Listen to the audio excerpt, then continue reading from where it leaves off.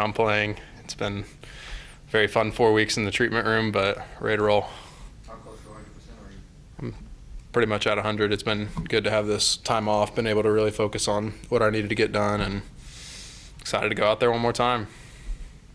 So how have the emotions kind of shifted, obviously, from the Arkansas game where we know how great that was, especially for you getting able to hold the trophy, to now this is the last conference game? Yeah, I mean, I think the emotions before the Arkansas game, it was a lot of, my feelings towards them. We needed to get that one to get to the postseason, so I was kind of just an emotional wreck. I saw my parents before the game. I don't think I said a word. I was just crying the whole time.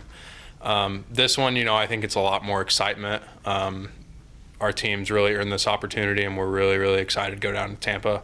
It's going to be a great place to play, great stadium, great opponent, and so we're really fired up for it. What were you doing on the sideline during the Arkansas game? Did you have any Praying the entire time. No, I said praying. No, honestly, just doing what I could. Telling coaches what I saw, helping players out with things I saw, what's going on. Just trying to lead in any way that I could. And the guys went out there and they did what they're supposed to do. Kind of a two-part question for one. Since Dom's entered the transfer portal, have you talked to him and you just even on a friend level, appreciate you or wish you well? And secondly, what have you told the guys who are here as far as you guys' role and what the expectations will be next week? Yeah, I mean, I texted Dom and it was just I guess I didn't text him, I saw him and said, good luck to you. He did a lot of good stuff for us this year. Wish him well. He's got his own journey. I think the expectations for the team that we have is this game is every single person's going to have to contribute. Every single person's going to have to go play to the standard that, we've played with these past couple weeks in the season. And so we're all we got, and, that's what we're going to war with. And so anybody that doesn't want to be with us, it's their journey. Barrett, this is not about any of your teammates, but in general in college football, I mean, a lot of guys don't play these games. And as somebody who is obviously putting a ton into being able to get back to play one more, I mean, just kind of what's your thoughts looking across the country at these bowl games and what it's kind of become? Yeah, I mean, I'm kind of old school. D-Rob would probably tell you the same thing about me, but, I think each person has their own decision. Each person has stuff that they need to take care of themselves personally. I'm never going to hate on someone for making their own decision. For me, I know it's important for me because, you never know whenever it's going to end for you. I could go play for 10 more years. I could never play another snap of football. And so I think that's why it's important to me. And each person has their own risk, rewards, things that they got to factor into going and playing in these things. But I know from personal experience, bowl games are a whole lot of fun. You're getting to play an opponent that you haven't played. I mean, we've never played Wake Forest in 100 and some odd years. So I think that's pretty cool and something that I'll treasure. Is there a different sense of prep because it's a bowl game or because, some guys have departed from the team, or is it kind of the same routine? Whenever you get to around this time before the bowl, it's pretty similar to, coming off a bye week. You're going to be able to repeat some practices, really kind of have the game plan gone over a couple times, which is really good for, a team, especially in this world of college football today where, there's going to be guys out there for us who maybe haven't played as many snaps as other guys. And so them being able to bank these reps and game plan is really good. And then, the weeks prior to this, getting those younger guys reps and, getting to see what they're able to do because a lot of those guys, they're grinding on scout team for us all year and they're developing. And so you get to really work and hone in on those guys, and some of those veterans get to rest a little bit. And it's really good, just an overall process for the team. Given that you've been here for so long and have won a bowl game, what would a win in the Gasparilla Bowl mean to you personally? Yeah, I think it'd be going out on the right note and hopefully springboarding this program, to continue to grow and do things. I know, this season's been a lot of peaks and valleys, and if we win this one, I think we've won, 5 out of our last 7, went on the road, beat a South Carolina team that's, won some pretty big football games and, had Kentucky right where we wanted them, didn't get it done. But you just hope that the stuff that you do at this time of the year can translate to the guys coming, and they can use this momentum to do good next year.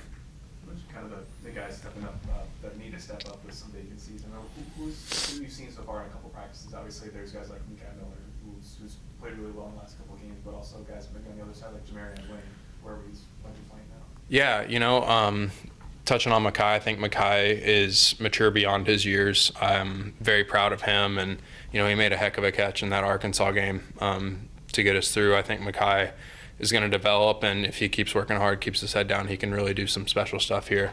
I think Peanut is starting to come along. He's coming off that injury, and he's going to start to be able to get some more regular snaps, and that's going to be good for him. Defensively, D-Rob can probably answer that question better than I could. But, I'm really excited to see those guys, and I'll be fans for theirs for a long time. So when you talk about bowl games in general, the first time Wake Forest Mizzou that ever played football, but to have that kind of novelty with the matchup of the bowl game, what's that like kind of approaching that? Yeah, I think it's cool. We get to write it's not many times in this year that you get to write the first page of a story in sports.